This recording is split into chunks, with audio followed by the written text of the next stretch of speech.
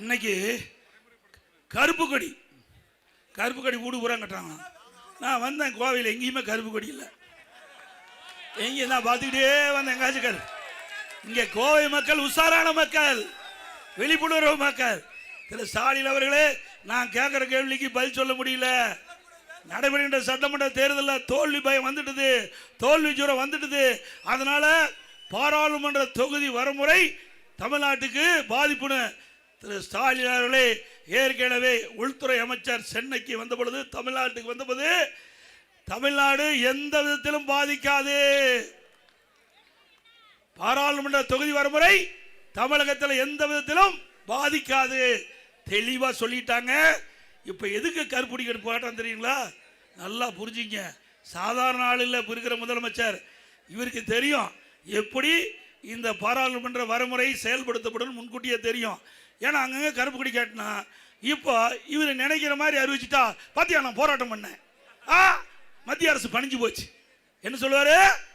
இவர் கருப்பு கொடி ஊர் பூரா கட்டின பிறகு இவர் நினைக்கிறதுக்கு மேல நல்லது செய்ய போறாங்க. யாரு? திரு ஸ்டாலின் நினைப்பதற்கு மேலாக, அவருடைய கட்சி கூட்டணி தலைவர் நினைப்பதற்கு மேலாக அற்புதமாக இந்த பாராளுமன்ற தொகுதி வரமுறை செயல்படுத்துவாங்க. அப்ப என்ன சொல்லுவார் தெரியுமா? இன்றைய முதலமைச்சர் ஸ்டாலின், நான் கருப்பு கொடி வீடு பூரம் தமிழகத்திலே கட்டிய காரணத்தினால் மத்திய அரசு பயந்து போய் நான் சொல்லுவதை ஆமோதித்து அதை நிறைவேற்றும் சொல்லுவார். பாருங்க, நாளைக்கு பத்திரிகையில் அப்படித்தான் வரும். நாளைக்கு டபுள் கே மாறுறாரு. அவரெல்லாம் தெளிவா இருக்கிறாங்க. மத்தியில் இருக்கிற ஆட்சியாளர் தெளிவா இருக்கு. நம்முடைய மாநிலம் மட்டும் இல்ல, இந்தியாவில் இருக்கின்ற அனைத்து மாநிலங்களும் பாதிக்காத அளவுக்கு பாராளுமன்ற தொகுதி வரமுறை செயல்படுத்தப்படும் என்று உறுதி கொடுத்துட்டாங்க. உறுதிப்படி செயல்படுவாங்க. மக்கள் மகிழ்ச்சியோடு இருப்பாங்க. ஆனா ஒரு ஆளுக்கு மட்டும் மகிழ்ச்சி இருக்காது. யாரு? ஸ்டாலினுக்கு. அவர் கண்ட கனவு பலிக்கலையே. அவர் கண்ட கனவு, அதுக்கு தான் இந்த கருப்பு கொடி போராட்டம். இந்த கருப்பு கொடி போராட்டத்தை கட்டி, இந்த கருப்பு கொடியெல்லாம் வீடு வீடாக கட்ட சொல்லி யாருமே கட்டல.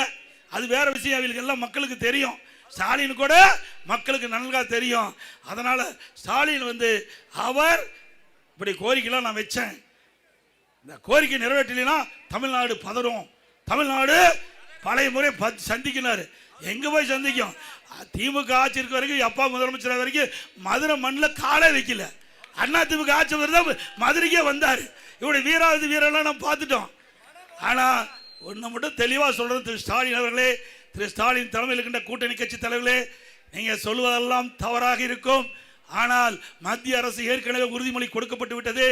இன்றைக்கு தமிழகம் மட்டுமல்ல, இந்தியாவில் இருக்கிற அனைத்து மாநிலங்களும் எந்த விதத்திலும் பாதிக்காத அளவுக்கு பாராளுமன்ற தொகுதி வரமுறை சிறப்பாக செயல்படும். மக்கள் மகிழ்ச்சி தரபடி செயல்படுத்தப்படும்.